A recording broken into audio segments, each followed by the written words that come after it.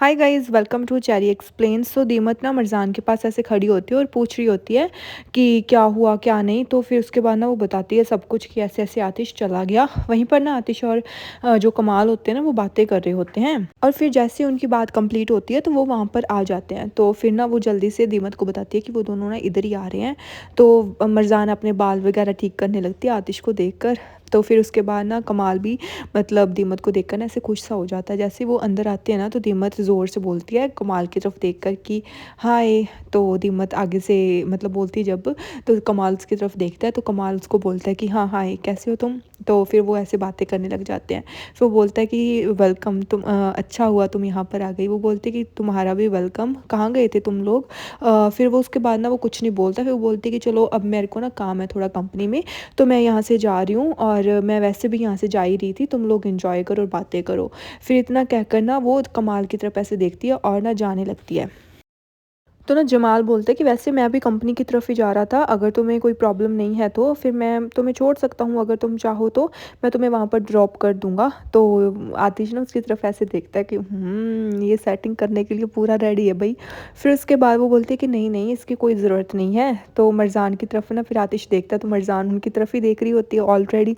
तो फिर ना दीमत को बोलती है कि कोई बात नहीं, ऐसी ज़रूरत नहीं है, मैं चली जाऊँगी। तो फिर वो बोलता है कि मतलब क्यों। वो बोलती है कि मैं तुम्हें तंग नहीं करना चाहती, इसलिए। वो बोलता है कि देखो मैं तुम्हें बोल रहा हूँ ना, मैं खुद तुम्हें बोल रहा हूँ कि मैं तुम्हें छोड़ दूंगा, तो इसमें तंग वाली कौन सी बात है। या तो हो तुम्हें, तुम मुझे कह रही हो। फिर वो बोलती है कि इसमें कोई ट्रबल नहीं है, ठीक है ना, मैं तुम्हें छोड़ दूंगा और चलो यहाँ से। और आतिश और मिर्ज़ान ना उन दोनों को देखकर ना अपनी हँसी पूरी कंट्रोल कर रहे होते हैं। फिर ना वो ऐसे मतलब वो दोनों अपना लड़ते रहते हैं। तो ना वो बोलता है कि हम एक ही तो प्लेस पर जा रहे हो, तुम अलग जाओगी मैं अलग जाऊँगा, तो इसमें ट्रबल क्या बात होगी। हाँ तो मैं तुम्हें छोड़ दूँगा, अगर मैं तुम्हें एक बार कह ही रहा हूँ, मैं तुम्हारे लिए इतना तो कर ही सकता हूँ ना, इतना तो करने दो मुझे तुम्हारे लिए। वो बोलती कि ठीक है कोई बात नहीं। फिर उसके बाद ना दीमत कहती है कि तुम्हें ज़्यादा ही कंप्लेंट्स रहती हैं, वैसे भी मैंने तो इसीलिए कहा था कि मैं तुम्हें कोई तंग ना करूं, मैं तो पोलाइट बन रही थी तुम्हारे सामने। हाँ पोलाइट बनना भी मेरा फॉल्ट ही है कि मैंने तुम्हें ये कह दिया कि नहीं नहीं मैं चली जाऊंगी, तुम मुझसे गुस्सा हो रहे हो। इतना भी मैंने कुछ नहीं कह दिया था कि तुम मेरे से गुस्सा हो रहे हो। फिर वो बोलते हैं कि हाँ मैं। वो बोलती है कि मतलब क्या बोल रहे हो तुम। वो बोलती है कि मैं तो कुछ भी नहीं बोल रही। वो बोलती है कि मैंने तो ऐसे कहा ही नहीं, मैंने तो ऐसे कहा कि अगर हम एक प्लेस पर जा रहे हो तो मैं तुम्हें छोड़ दूंगा। और आतिश और मरजान ना उनको देख ऐसे हंस रहे होते हैं और वो दोनों ना बहुत ज़्यादा खुश होते हैं। फिर दीमत बोलते हैं कि ठीक है आगे से मैं तुम्हें बिल्कुल भी किसी भी चीज़ के लिए मना नहीं करूँगी, जो तुम्हें करना है ना वो करो, अब मैं बिल्कुल भी नहीं ऐसा करूँगी। वो बोलता है कि तुम ऐसे करते हो। बोलते देखो, दीमत बोलती है कि तुम देखो फिर से वही कर रहे हो। फिर इन दोनों के बीच ना ऐसे कुछ टाइम ऐसे फ़ाइट होती रहती है। मतलब मेरे को ऐसे लगता है गाइज़, लाइक आज वाला एपिसोड या फिर मंडे वाले एपिसोड में ये दोनों पक्का डेटिंग स्टार्ट कर देंगे, 100% श्योर हूँ मैं। फिर उसके बाद ना इन दोनों का झगड़ा ऐसे ख़त्म नहीं होता। फिर वो बोलता है कि चलो कोई बात नहीं, मैं सारा कुछ भूल जाता हूँ, मैंने कुछ नहीं सुना कि तुमने क्या कहा था क्या नहीं, चलो ना अब हम यहाँ से चलते हैं। फिर मरजान और आतिश उनकी तरफ ऑलरेडी देख रहे होते हैं और हंस रहे होते हैं कि ये दोनों क्या ही ड्रामे कर रहे हैं। फिर ना वो बोलता है कि चलो तुम चलो आगे, तो फिर मैं आता हूँ तुम्हारे पीछे पीछे। तो फिर ना उसके बाद दिमत उन लोगों को बाय बोलकर वहाँ से चली जाती है। और आतिश की तरफ जैसे ही मतलब कमाल देखता है ना, तो उनको पता चल जाता है कि वो उनको टीज़ कर रहे हैं, तो वो भी शर्मा जाता है और वो उनको बाय बोलकर वहाँ से चला जाता है। और पीछे से ना मतलब आतिश और मिर्ज़ान दोनों हंसने लगते हैं। फिर ना मिर्ज़ान आतिश को छेड़ने के लिए बोलती है कि ना हम दोनों भी ऐसे ही थे, मुझे लगता है कि शायद हम लोग भी ऐसे लड़ाई करते रहते थे पहले। वो बोलता है कि हम पहले ऐसे नहीं थे, हम अभी भी ऐसे ही हैं, हम अभी भी ये सब भी करते हैं। तो वो ना उसकी तरफ ऐसे देखने लगता है। तो मरजान फिर चुप हो जाती है क्योंकि उसको ना फिर से वही बातें याद आ जाती है कैसे इसको इसने इग्नोर किया था। फिर उसके बाद वो बोलते हैं कि चलो आ जाओ बैठ जाओ, मैं तुम्हें चाय सर्व कर देती हूँ, तुम्हें चाय पीनी होगी ना। वो बोलता है कि ठीक है। फिर वो दोनों वहाँ पर बैठ जाते हैं आकर।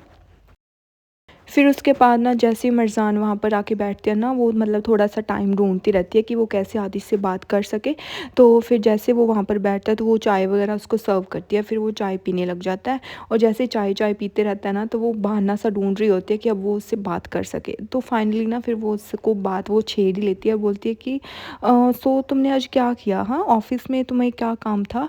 तो फिर आतिश कुछ नहीं बोलता, आतिश चुप रहता है। फिर वो बोलती है कि मतलब इतना क्या ज़रूरी काम था था कि जो मतलब अकेला जमाल नहीं संभाल सकता था और तुम्हें उसके साथ जाना पड़ा, और वो बिज़नेस तुम्हारे जहाँ गए बिना वो हैंडल ही नहीं हो रहा था। तो आतिश उसकी तरफ देखता है, वो बोलता है कि कोई बात नहीं, हमने वैसे हैंडल कर लिया है उसको ऑलमोस्ट, तो थोड़ा बहुत कुछ रहे हैं काम, वो हम थोड़े बहुत मतलब आज शाम तक सारा कुछ कंप्लीट हो जाएगा, तो इतना काम नहीं था, तो वो काम हमारा निपट गया। तो वो बोलते कि ओ, तो तुम्हारे पास यही है बस कहने को, इसके अलावा तुम कुछ नहीं कहना चाहते?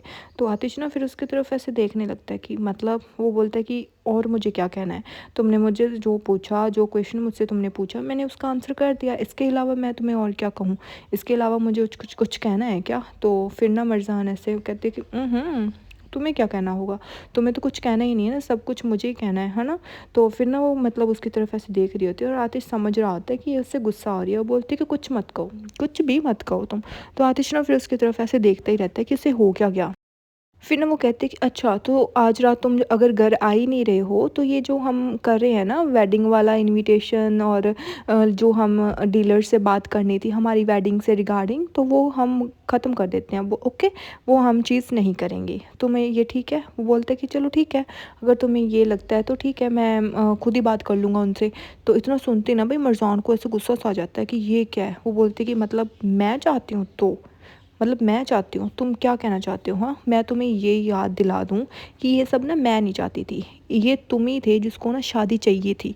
अब मैं तुम्हारे साथ शादी करने के लिए फिर से रेडी हूँ, तो तुम्हारे पास अब मेरे लिए टाइम ही नहीं है, तुम्हें उनके लिए टाइम ही नहीं है वेडिंग इनविटेशंस और प्रिपरेशंस के लिए। तो मतलब ना उसकी ये देख कर ना हालात, मतलब वो जेलस हो रही है।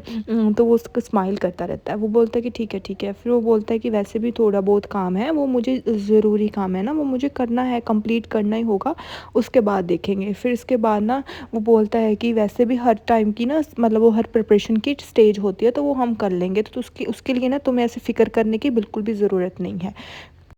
फिर उसके बाद ना वो बोलती है कि वैसे भी फ़िक्र मुझे क्यों नहीं करने की ज़रूरत, क्योंकि कई डिसीजंस ऐसे होते हैं ना जो हमें साथ में लेने पड़ेंगे, तो तुम ऐसे कैसे कह सकते हो? वो बोलता है कि नहीं, ऐसा नहीं है।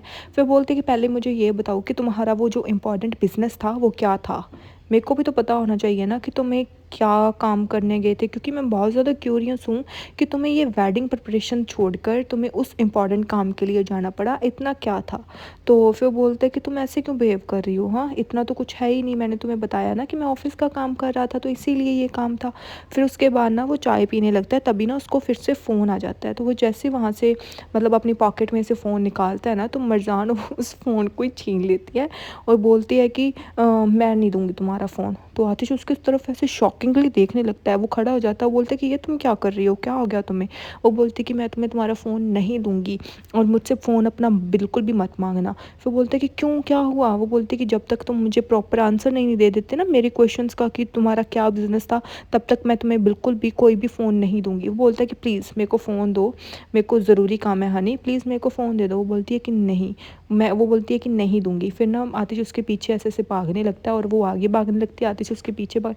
बच्चे हो क्या गाइस? फिर उसके बाद ना आतिश उसको पकड़ लेता है, बोलता है कि please give me phone Honey, give me phone. पर वो फ़ोन उसको नहीं देती और बोलती कि मैं फ़ोन नहीं दूँगी। फिर उसके बाद ना वो उसे फ़ोन मतलब पकड़ती है और उसको ना ज़ोर से धक्का मारती है, आतिश जाकर चेयर पर गिर जाता है। और यहीं पर ये पार्ट भी ख़त्म हो जाता है। Next part I will upload शाम को। Till then bye.